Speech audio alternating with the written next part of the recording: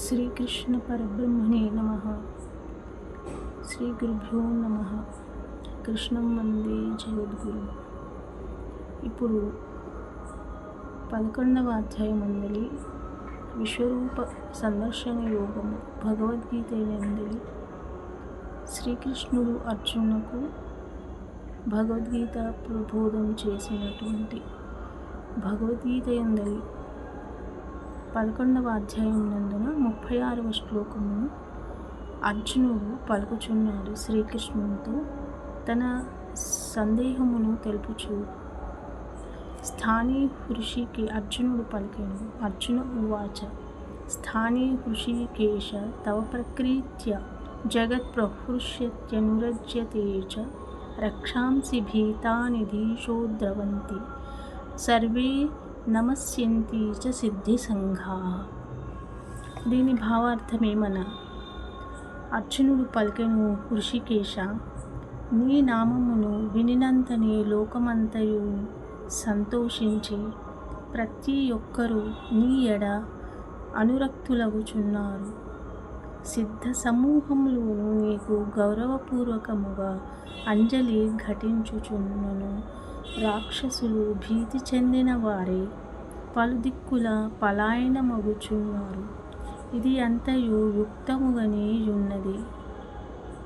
అర్జునుడు పలికెను, విశ్వరూప సందర్శనమును కాంచిన తరువాత నీ భూత భవిష్యత్ వర్తమానములను కాంచి ఆశ్చర్యచకితుడై అందు కాంచినటువంటి దృశ్యములను ఇటుల పలుకుచు తాను ఏమి చూసెనో ఆ కాలమున ఆ విశ్వరూపం నందు ఇటుల చెప్పాను.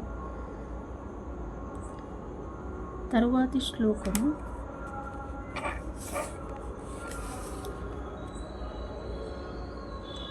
13వ అధ్యాయం అందలి 14వ శ్లోకము.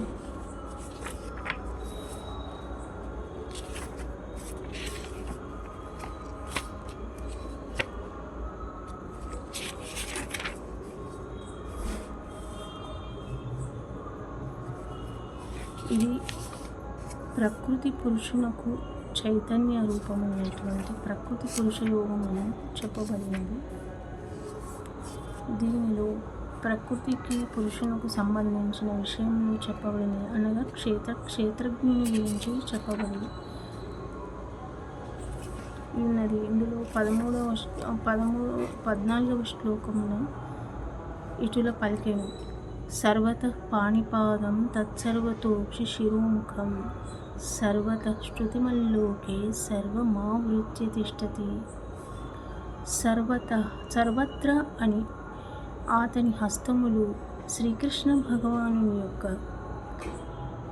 విశ్వరూపమున సర్వత్ర అతని హస్తములు, పాదములు, నయనములు, శిరములు, ముఖములు, కర్ణములు వ్యాపించి ఉన్నవి.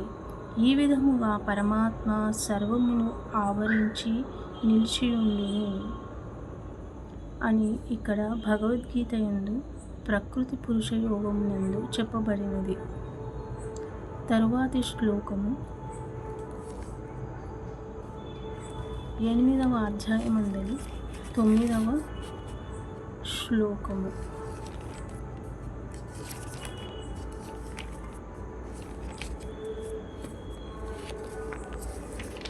ఇది 8వ అధ్యాయము భగవత్ ప్రాప్తి గురించి చెప్పబడినది. దీనిలో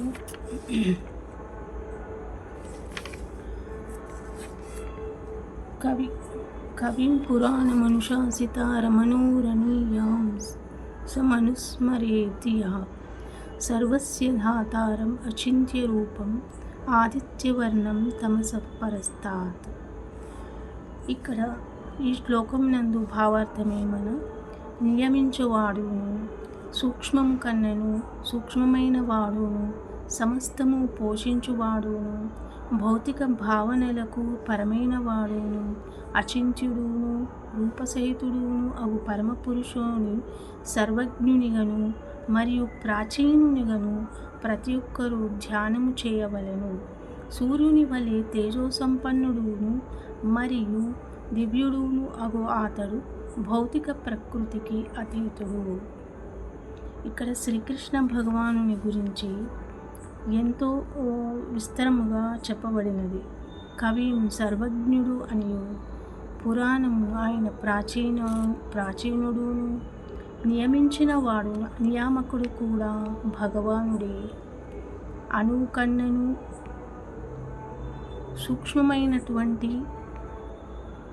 సూక్ష్మాతి సూక్ష్మమైనటువంటి వాడు. సర్వదా స్మరించుచు, ఎల్లవేళలా ఆయనను స్మరించుచు, ఎవడు సర్వం యొక్క పరమపురుషుడే సర్వస్వము అని భావించును, అతడి పోషకుడు అని భావించును, అతని అన్నిటికీ మూలాధారమైనటువంటి వాడును, సూర్యుని వలె తేజోసంపన్నుడును మరియు దివ్యుడును అగు అతడు భౌతిక ప్రకృతికి సంబంధించినటువంటి ప్రకృతికి కూడా అతీతుడు. రూపభేద నామం లేనటువంటి ప్రకాశ స్వరూపుడు అయినటువంటి వాడు శ్రీ భగవానుడు. శ్రీకృష్ణుడు ఇందులో ఇలా తెలిపాడు. తాను ఎటువంటి వాడు అన్నది నేను భగవంతుడను అని స్పష్టముగా ఇక్కడ తెలుపబడినది. తర్వాతి శ్లోకము 15వ అధ్యాయమందలి 1వ శ్లోకము చెప్పను.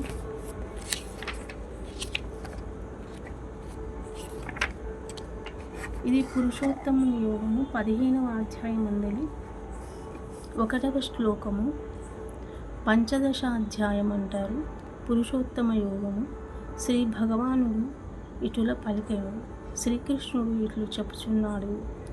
ఊర్ధ్వమూలమధశాఖమశ్వత్థం ప్రాహురవ్యయం ఛందాంసి యస్య పర్ణాని యస్తం వేదస వేదవిత్. భగవంతుడు ఇటుల పలికెను. పూర్ణ పురుషోత్తముడును అగు శ్రీకృష్ణ భగవానుడు వ్రేళ్ళు ఊర్ధ్వము అగు శాఖలు క్రిందను, వేద మృక్కులే ఆకులు అను కలిగిన శాశ్వతమైన అశ్వత్థం వృక్షము ఒకటి కలదని చెప్పబడినది.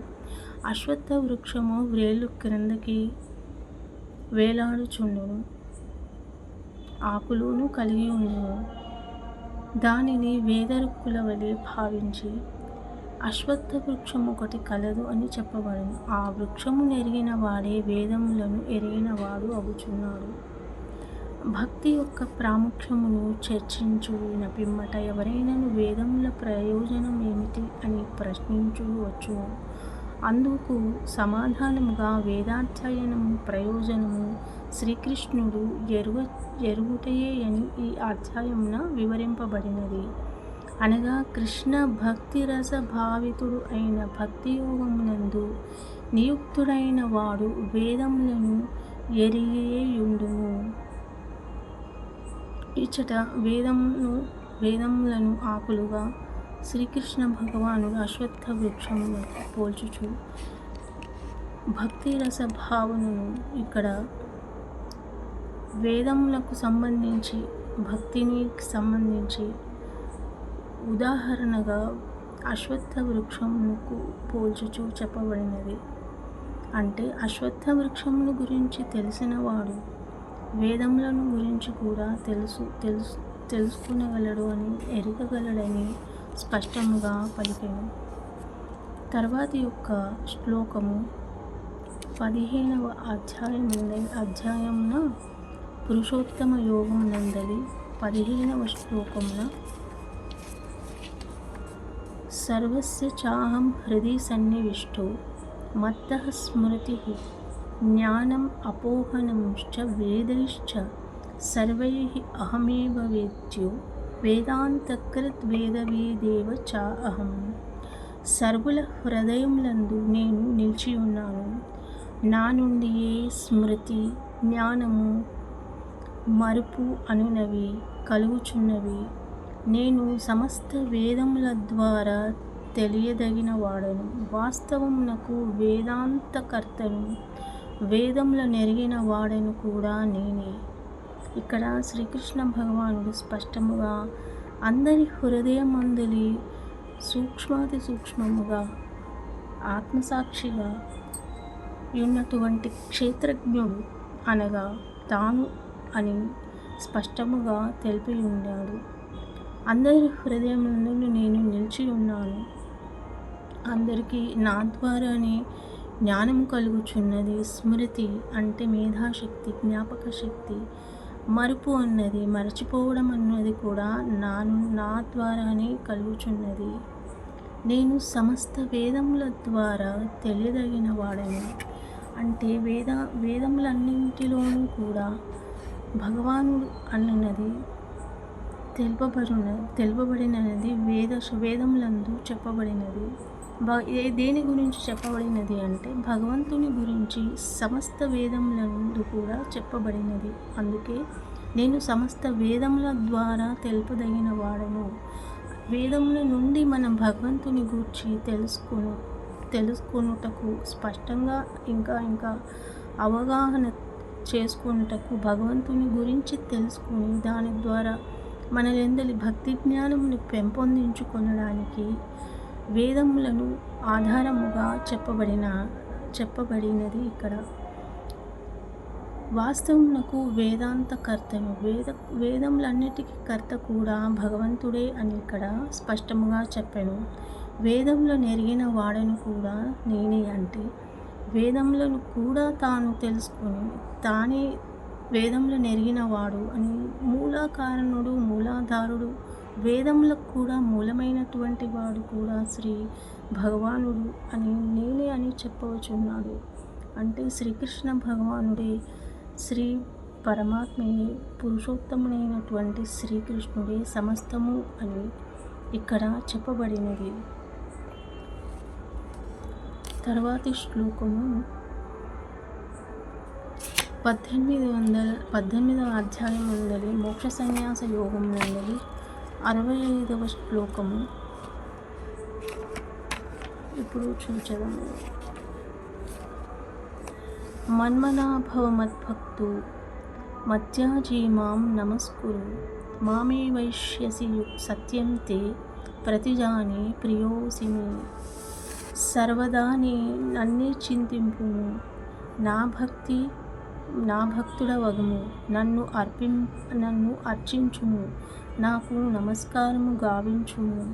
ఈ విధముగా నీవు తప్పక నన్ను చేరగలవు. నీవు నా ప్రియమిత్రుడవగుటచే నీకిది నేను వాగ్దానం చేయుచున్నాడు. అర్జునకు మోక్ష సన్యాసం యోగం నందు 18వ శ్లోకము ఆఖరిదైనటువంటి చివరి అధ్యాయమైనటువంటిది భగవద్గీత ఎందలి 65వ శ్లోకమున శ్రీకృష్ణ భగవానుడు అర్జునునకు స్పష్టముగా ఇట్లా తెలిపాను. ఏమని అంటే సర్వదా నన్నే చింతింపుము, ఎల్లప్పుడూ నన్నే చింతించుచు నా భక్తుడవగుము, నన్ను అర్చింపుము, తనను అర్చించుమని. అంటే నవవిధ భక్తులు భజనం, కీర్తనం, సేవనం ఇత్యాది నవవిధ భక్తులచే నన్ను అర్చింపుము, మరియు నాకు నమస్కారము గావింపుము, నన్నే నమస్కరించు అని శ్రీకృష్ణ భగవానుడు స్పష్టముగా భగవద్గీత యందలి తనకు నమస్కారం చేయమని, తనను కీర్తించమని, భజించమని, చింతించమని, అర్చించమని చెప్పుచున్నాడు. ఈ విధముగా మనకు నిరంతరము చేయుట ద్వారా మనము ఒక సరియైన మార్గమునకు ప్రయాణమునకు అలవాటు పడదాము. జీవన శైలిలో మంచి మార్పు అన్నది కలుగును. తద్వారా మనకు ధర్మార్థ కామ మోక్షములను ఆచరించుటకు జీవన విధానమును సులువుగా మనము నడుచుటకు అవకాశము లభించును. ఈ విధముగా నీవు తప్పక నన్ను చేరగలవు. మనము తాను భగవంతుడు చెప్పినటువంటి భక్తి మార్గము, ధ్యాన మార్గము, జ్ఞాన మార్గము, నవవిధ భక్తి మార్గమును ఏది అయినను ఒకటి లేదా అన్నీ పాటించినను తనను తప్పక చేరగలడు.